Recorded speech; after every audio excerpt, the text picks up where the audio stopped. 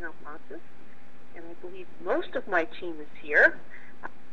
We're going to take turns talking about the Gulf oil spill crisis and how it presented us with an opportunity to do a project-based learning unit in grade 6. Last summer, Scholastic magazine came out with a great article all about the Gulf oil spill crisis, and we thought it provided an authentic learning experience that we could probably create a whole project-based learning unit on. So let me see if I can. There's a copy of at least the front page of the article. Just a little background. Before we planned the unit, I actually thought about the type of assessments that I would have to be giving during the course of the trimester. I knew that I needed a reading grade, I needed a vocab grade, so we actually worked with the Scholastic article to create the assessments. Okay, what do I have to do there? Yes.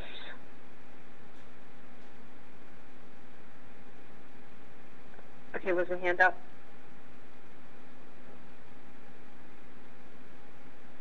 Okay, I'll keep reading. All right, so all the children were actually assigned different roles. They were told to think about how different people were impacted by the Gulf oil spill. Some students had to think like the governor of Louisiana, some the president of the United States, the CEO of BP, environmentalists, shrimpers, Coast Guard, rig workers, because our goal was for them to become those people. So they did a lot of research. We used the internet. We used United Streaming, provided great background information. And again, they were supposed to take on the persona of different people that were impacted by the spill.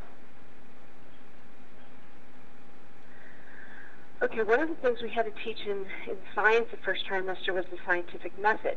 So we approached, we taught them all about the scientific method, and then we asked them to use a scientific method to come up with solutions to solve the Gulf oil spill. In this particular picture, we have some students that are simulating the Gulf oil spill. We used molasses and oil and sand, and they had a grand old time just trying to see how the oil reacted with the sand and the water, just to kind of give them a small glimpse of how it might have impacted our environment. Okay. I can't multitask, so if you guys are asking me questions on the sideline, I hope other people help out here. Okay, the United Streaming had a great movie on the Gulf oil spill, and they provided background information on the actual dream team that helped solve the spill. So after the movie, each of the students in the class became members of our own little dream team, and they came up with great names. And again, it just helped them to create this identity that they were going to use throughout the trimester to help solve the spill. I don't know if you can see that one name tag that says Louisiana. I thought that was clever. Okay, in this particular picture, these are the different groups that came up with solutions for solving the spill. Again, they had to use the scientific method, and they had to use household items or items in the classroom to solve the spill. And we knew ultimately that their solutions weren't actually going to work, but it was more about working in a team, collaborating, and problem solving. And one of in the top left-hand corner of that picture is a picture of a bunch of pennies that were attached together, and they thought that the tiny holes in the penny could collect the oil. And there was another group that used Play-Doh and Tinker Toys to develop what they called the Octobot that was going to circulate in the water and collect the oil. Another group in the bottom left created this, oh, thank you for changing that slide, created bacteria-eating Play-Doh balls, and I think the fourth group, they had some kind of contraption with a fish tank and straws and some kind of a pump. All very, very clever and interesting. That's a picture of the Octobot that they created with Tinker Toys and Play-Doh. Okay, the next slide, and I'm sure it's kind of difficult to read, but we had to write narratives in the first trimester. It's one of the 6th grade writing pieces. And each one of them had to write a narrative from the point of view of the role that they were assigned. So if they were a shrimper, they had to write a personal narrative about how a day in the life of a shrimper when the Gulf oil spill occurred, or the President of the United States, or an environmentalist. And by this point in the trimester, they really had a grasp on who they were and how they were impacted. And I want to say they were probably some of the best narratives that I've seen in just the 5 years that I've been there. Because, again, they felt very passionate, and they knew how the Gulf oil spill affected them. Okay, so we just kind of put the first paragraphs in of each of their narratives. And if I could read them, that little print, I'd read you one, but I can't read them. Okay, after that, we helped them develop scripts, and the culminating project was to create a movie. So each one of them were assigned a role in the movie, and the movie was based on like a newscast where we had interviewers go out and interview each of them in the role that they played to see how they were impacted by the crisis, how did they react. This was probably the most fun part of the project because they got to create the scripts. We actually picked the roles out of the hat. There was some controversy because we had a female president of the United States, and the boys didn't really think that was fair. But anyhow, what it came down to is they created scripts. They were humorous, but they were also they were pretty passionate about what they had to say. And we also used green screen technology, which I think I have pictures of there, which I've never used before, so it was a total experiment, but it turned out so well, where they stood in front of the green screen, and then we imported all these backgrounds, everything from the BP logo to the boats in Louisiana and the shores with the dead birds, and it was fabulous. I mean, they had difficulty memorizing their lines, and they weren't as animated as I would have preferred, but the project as a whole came out really, really well. And we ended up showing it last month to all the parents. We served popcorn, and the parents came in, and they were really impressed. And as I look back on it, I was kind of really impressed. And I don't know, the whole thing, I know I've talked on and on and on and on. Hopefully somebody else answers some questions. But let me go to the last couple of slides. That's just more pictures of the green screen technology. That's Bobby Jindal to the right-hand side with the wig on. And when I go back and reflect on the whole project, which really did take almost an entire trimester, and reflected on it, I would say that these students really did become experts. They could talk about the Gulf oil spill crisis at length with any adult, and probably knew more than any adults did. Once we got into the project in the middle of the trimester, the learning really became very independent. I would say that these students were really, really jazzed about coming to school every day. They didn't want to miss whatever it was that was going to happen the next day. Many times they had no idea what subject they were in. Are we in ILA? Are we in science? Are we in social studies? And then it didn't matter anymore because it was so cross-curricular.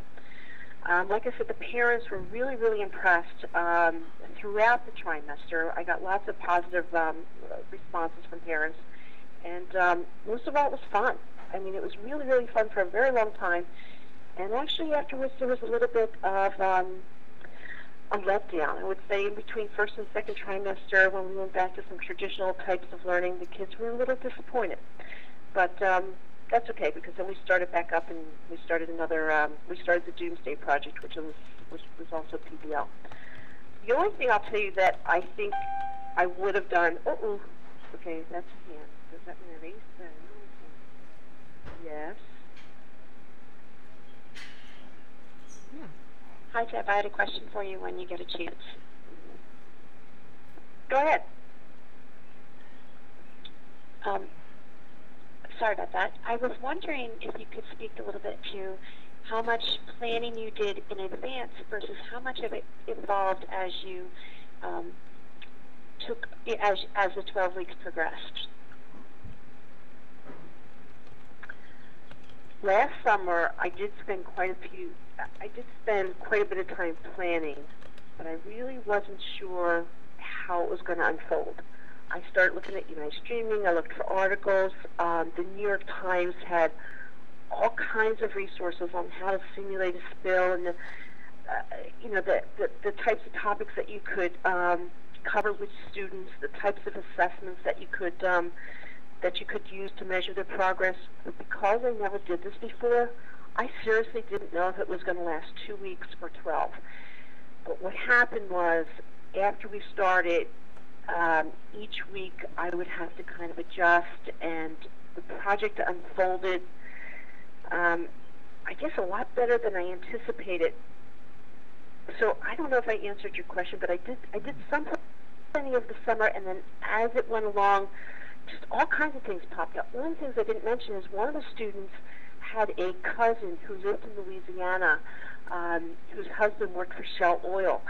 So I forget where, maybe towards the end of the trimester, we actually Skyped this woman. It wasn't in my original plan, but because we had talked about it and they knew that I was open to reaching out to anybody, I feel like she was just one more expert. Does that answer your question? It really does. Thank you very much. All right. The last thing I'll say is, I know with project-based learning units, the best thing you could do at the very end is to do some type of a service project, and we did not do that. Whether we should have gone out to find some kind of project in the environment where we could have helped clean something up, maybe we should have done some kind of project where we raised money for the victims of the oil spill, or maybe gotten in touch with the school down there to see if we could have aided them in some way. I didn't do that, but I will, because next year in September, instead of doing the oil spill, I'm going to do the Japanese tsunami.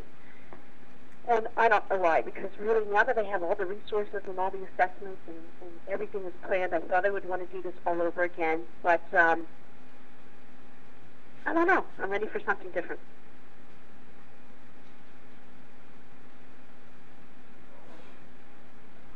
Any questions?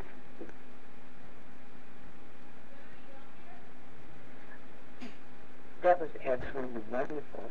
And we should give you a great round of applause. And see if there are any questions from Diane. I'm sorry, from Diane. Yes, Richard is away. And then if there aren't, I have one. Diane, did you have a question?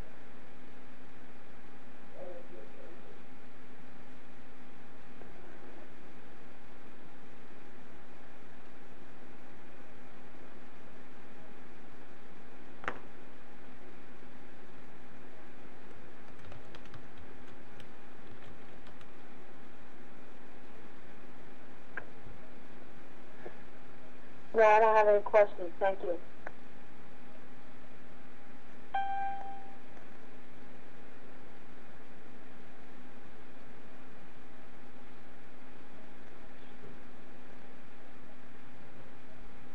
Very good.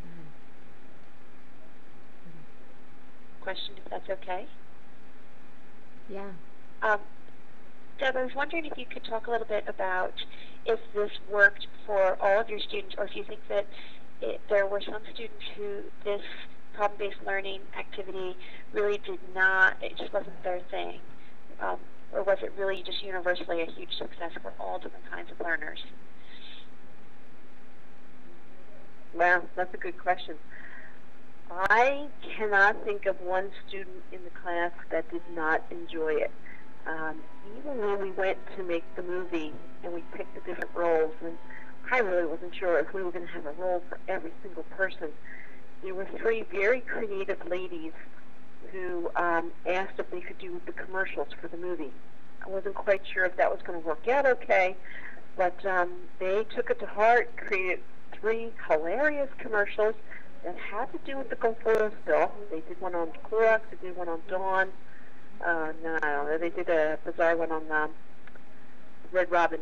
But they used their gifts of creativity to make the movie that much better. And it really was exciting. So, no, I can't think of one learner in the class. I'm going to be talking. Can you be quiet, Dad? I'm going to be online. Oh, maybe my parent, Jill, could speak to that also.